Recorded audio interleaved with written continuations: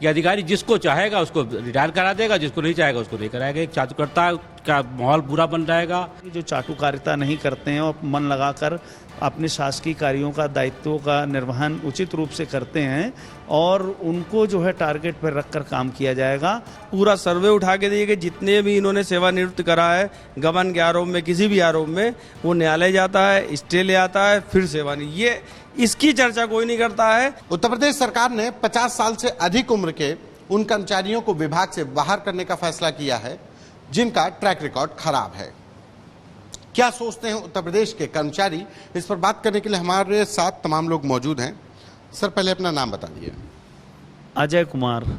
अजय जी, ये जो सरकार ने अब एक बार फिर से, पहले भी ये नियम पुराना है कि जो 50 साल से जो बुजुर्ग हो रहे हैं और जो काम नहीं कर रहे, जो दागी हैं, उनको भी बाहर किया जाएगा, कैसे देखते हैं? ये सरकार का जो है भय का वातावरण जो किया जा रहा है, इसमें कर्मचारियों, जो निर्दोष कर्मचारी हैं, उनके लिए बहुत ही कठिनाई उत्पन्न करेगा। क्योंकि जो ऐसा कि अभी पांडे जी ने ये बात कही है कि जो चाटुकारिता नहीं करते हैं और मन लगाकर अपने शासकीय कार्यों का दायित्वों का निर्वहन उचित रूप से करते हैं और उनको जो है टारगेट पर रखकर काम किया जाएगा। और ये नीतियां जो बन रही हैं कर्मचारी विरोधी नीति है, इसका हम पुरजोर रूप से विरोध करते हैं और भविष्य में इसका उत्तर प्रदेश राज्य कर्मचारी महासंघ और जवाहर भवन इंदिरा भवन कर्मचारी महासंघ इसका पुरजोर विरोध करेगा और इसकी लड़ाई लड़ेगा और सरकार को मजबूर होकर इस शासनादेश को वापस लेना पड़ेगा। सर, आप अपना नाम बता दीजिए। मनोज कुमार। मनोज जी, एक चीज़ ये बताइए कि सरकार 50 साल से अधिक उम्र के जो कर्मचारी हैं, जो दागी हैं, जो बीमार हैं, जिनका ट्रैक रिकॉर्ड खराब है, उनको बाहर कर रही है, लगता है उचित है? नहीं, जो दागी हैं उनको बिल्कुल बाहर निकालना चाहिए। किसी के ऊपर अगर किसी ने कोई वो गबन किया है तो उसको बिल्कुल निकालना चाहिए। मगर बीमार है तो भी भाई, अगर वो सेवा करने में सक्षम नहीं है तो उसको स्वेच्छा से वो खुद ही कह देगा हमको आप VRS दे दीजिए, रिटायरमेंट दे दीजिए।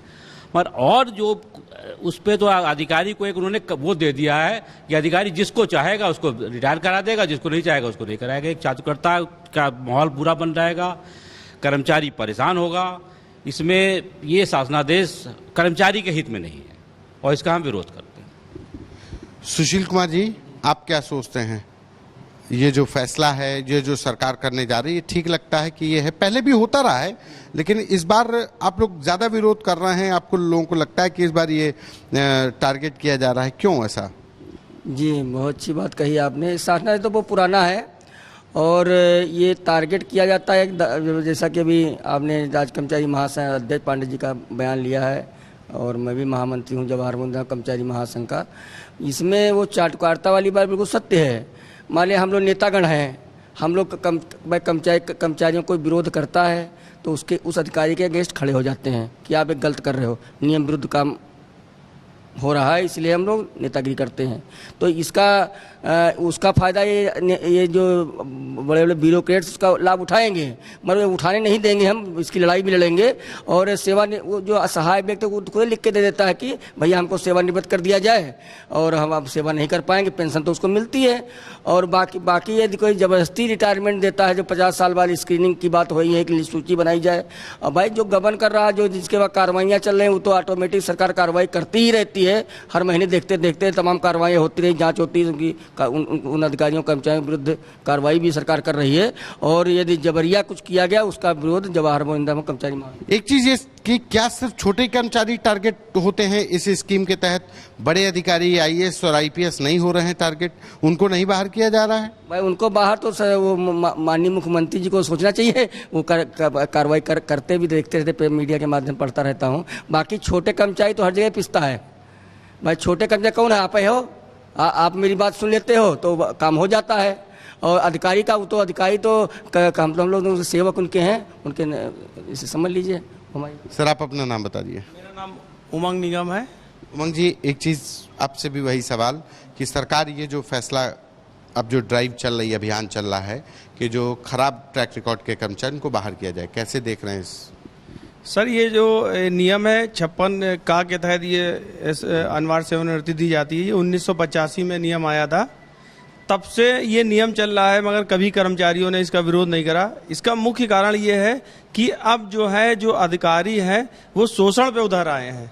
पहले जो भाई अगर दागी है, अगर उसके बाद जांच हो रही है, गबन का आरोप सिद्ध हो रहा है, तो उसको आप निकालिए, गलत नहीं है। मगर इन्होंने जो हथियार दिया, अभी आदरणीय महामंत्री जी ने हमारे जो कहा कि जो आपने इनको एक हथियार दे दिया है, इसका ये क्या कर रहे हैं कि जो कर्मचारी इनके गुलामी नहीं कर रहा है उसके खिलाफ ये उपयोग कर रहे हैं, उसको बाहर निकाल रहे हैं। अगर कोई कर्मचारी नेता है वो अपने कर्मचारियों हित के लिए अगर उनसे कह रहा है तो उसके खिलाफ एंट्री दे रहे हैं, उसको सेवानिवृत्ति कराए दे रहे हैं। तो सबसे बड़ा कारण हमारा विरोध का ये नहीं है कि ये 1985 से लागू हुआ, कभी हमने विरोध नहीं करा। जो जायज़ है। और मैं एक चीज़ में ऐड करना चाहूँगा, अगर आप पूरा सर्वे उठा के देखिए जितने भी इन्होंने सेवानिवृत्त करा है गबन के आरोप में, किसी भी आरोप में, वो न्यायालय जाता है, स्टे ले आता है, फिर ये इसकी चर्चा कोई नहीं करता है कि उन्होंने निकाल दिया और न्यायालय ने क्यों नहीं उसको दोषी सिद्ध करा। एक बड़ा सवाल है कि तमाम ऐसे लोग हैं जो कोर्ट में चले जाते हैं। एक सवाल ये भी होता है कि जो आदमी 50 साल के करीब हो, 10 साल रिटायरमेंट के होते हैं, तो तमाम पारिवारिक जिम्मेदारियां भी उसके सामने होती हैं।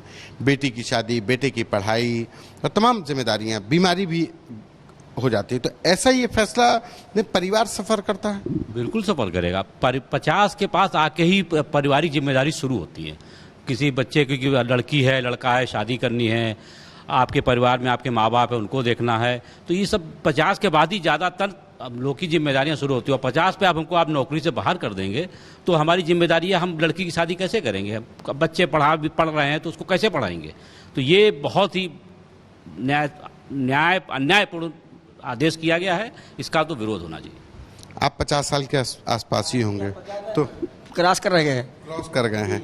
ऐसे में जिम्मेदारियां परिवार की बढ़ती हैं, बिल्कुल खत्म होने के कगार पर। तो बिल्कुल हमारी तो बिटिया शादी लायक है, 23 साल की हो गई है, तो जिम्मेदारी तो है ही।